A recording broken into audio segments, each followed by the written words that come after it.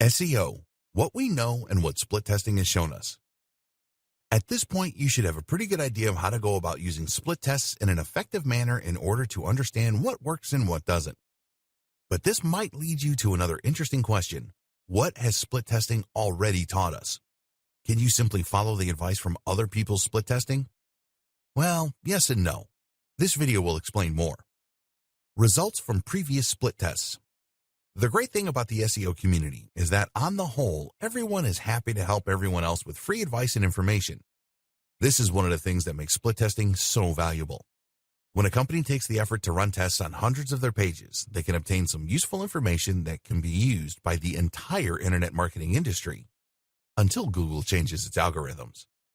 Split tests are already being used right now, and they can tell us some really interesting things about effective SEO that may come as a surprise.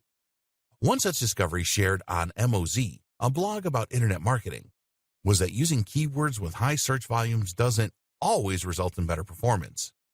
Will Critchlow tried inserting more popular key phrases into the meta tags and content of existing pages, and found that in many cases those pages saw a drop in organic traffic of as much as 20%. Why? One possible explanation is that these terms, while popular for search, hurt the CTR of those pages in the SERPs.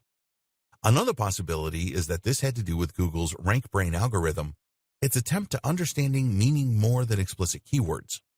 Whatever the case, if a page is performing well with a less popular keyword, you should probably leave it as it is. This actually perfectly underscores some points we've discussed previously in this training.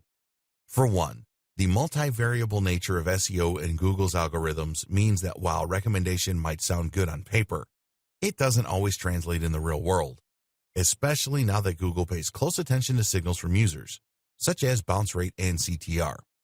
It also shows us how using not just one, but multiple types of split tests can help yield better results. The research conducted here was done using a typical matched pages method, but if they had also used a redirect, they might have been able to see if the bounce rates and CTRs were what was responsible, or if something else was at play. Hopefully, the information you have gained from this training will help you in ways such as this to get a real edge over your competition.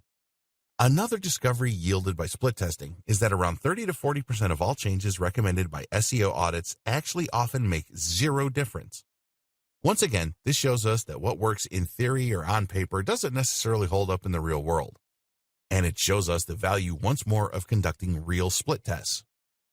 If you run an SEO agency and you conduct an audit, then tell the company to make huge, fiddly changes across the board. And if those changes don't yield any results, this can really hurt that company's trust in you and likelihood of ordering again. So, admit ignorance and test things in a smaller way before you announce the huge changes that you think the company should make. Finally, the results from this particular effort also showed that what works for one site doesn't necessarily work for another. This could be impacted by everything from industry to competition to writing style. But it also means that running a split test once and forgetting all about it may not be enough. You need to test your strategy every time before you roll it out across the board.